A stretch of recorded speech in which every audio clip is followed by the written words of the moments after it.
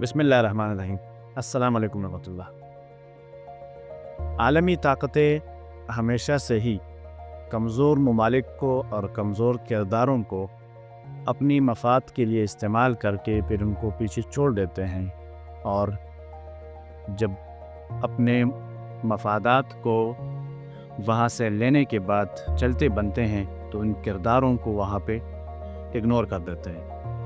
हमारे पास इस तरह के 3 केसेस सामने हैं जिनको आज हम डिस्कस करेंगे। नंबर 1, जो अमेरिका और तालिबान के दरमियान मुज़ाकरात हुए थे। नंबर 2, अमेरिका और रूस के दरमियान जो मुज़ाकरात हो रहे हैं यूक्रेन के हवाले से।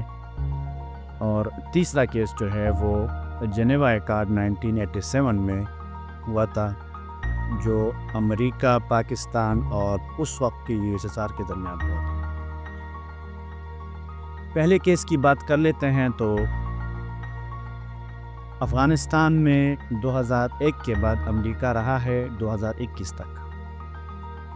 बहुत सारी कोशिशों के बाद और $2 ट्रिलियन की खर्चे करने के बाद वहाँ से अगर अमेरिका निकलता है तो पीसफुल उनका विड्रॉल नहीं होता। जिनके ख़िलाफ़ उनकी इन्वेजन थी तालिबान के ख़िलाफ़, आखिर में उन्हीं के साथ वो मुज़ाकरात करके ही विड्रॉल कर लेते हैं।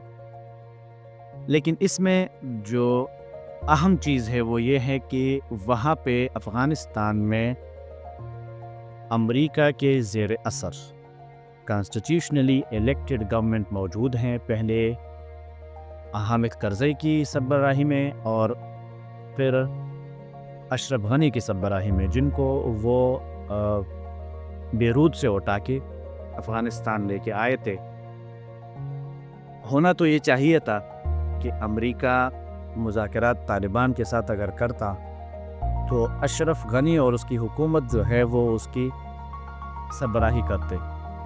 लेकिन मसला ये हुआ कि अमेरिका ने उनके साथ बात करने की बजाय तालिबान के साथ डायरेक्टली बात की, और जो और स्टेक होल्डर्स थे उनके साथ भी उन्होंने मुज़ाकरात किए। हमें ये देखने को मिलता है कि जब ट्रंप पहली दफ़ा अमेरिका के सदर बने और उन्होंने अफ़गानिस्तान से विड्रॉल का पक्का फ़ैसला किया, तो उन्होंने ज़ल्म खलीजात को इसके लिए मुस्तकिल इल्ची मुकर्रर किया था। और ज़ल्म खलीजात ने मुख्तलिफ़ ममालिक के दौरे किए और बड़े तेज़ दौरे किए थे।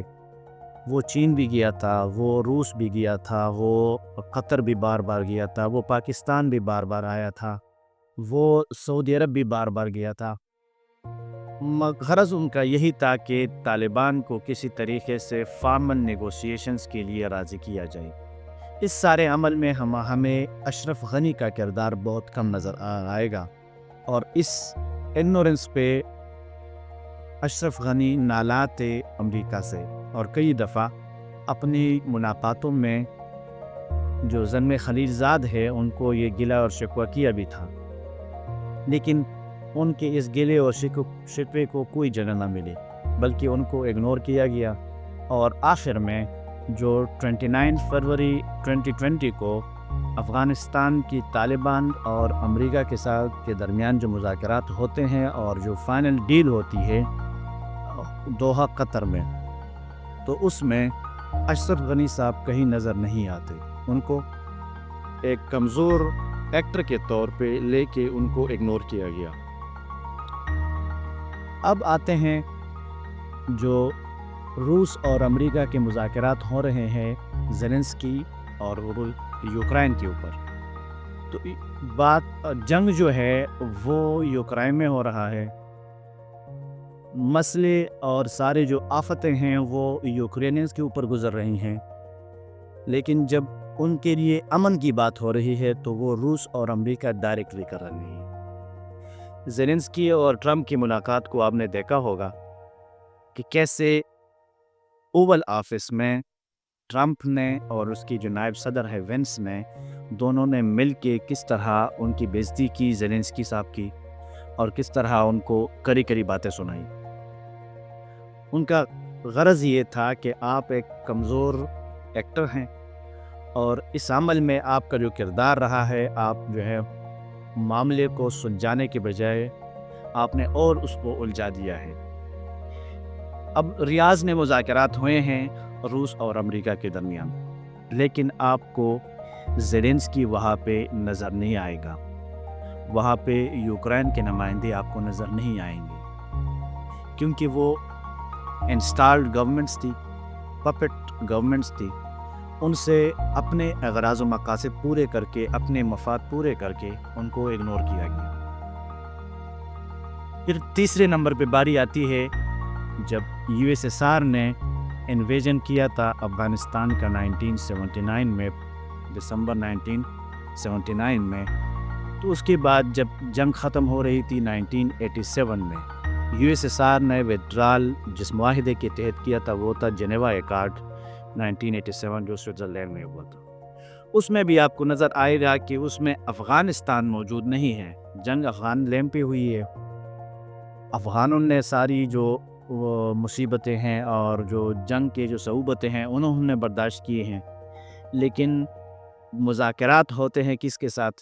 امریکہ کے ساتھ اور پاکستان کے ساتھ، کیونکہ جنگ کس نے لڑی تھی؟ ان دونوں نے لڑی تھی یو ایس ایس آر کے خلاف۔